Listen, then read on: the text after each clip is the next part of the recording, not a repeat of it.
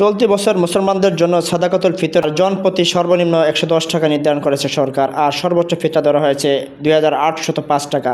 ফিতরার এই হার কতবারের সমান? ইসলামী ফাউন্ডেশন গতকাল বাইতুল মোকাররম জাতীয় মসজিদের সভাকক্ষে জাতীয় ফিতরা নির্ধারণ কমিটির এক সভায় এবারে ফিতরার হার নির্ধারণ করা হয়।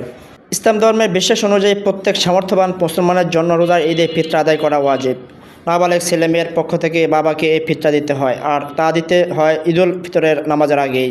মুসলমানরা সামর্থ্য অনুযায়ী গম, আটা, খেজুর, কিশমিশ, পনির ও জবের যে কোনো একটি পণ্যের নির্দিষ্ট পরিমাণ বা এর বাজার মূল্য ফিতরা হিসেবে গরিবদের মাঝে বিতরণ করতে পারবেন।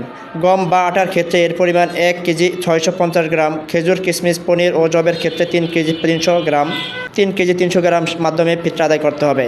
এসব পণ্যের বাজার মূল্য হিসাব করে সর্বোচ্চ ও সর্বনিম্ন ফিতরা নির্ধারণ করা হয়। সেই অনুযায়ী গম বা আটার দামে ফিতরা দিলে ১১০ টাকা, জবের দাম দিলে ৫৯৫ টাকা, খেজুরের দাম দিলে ২,৪৭৫ টাকা, কিশমিশের দাম দিলে ২,৬৪০ টাকা এবং পনিরের দাম দিলে ২,৮০৫ টাকা।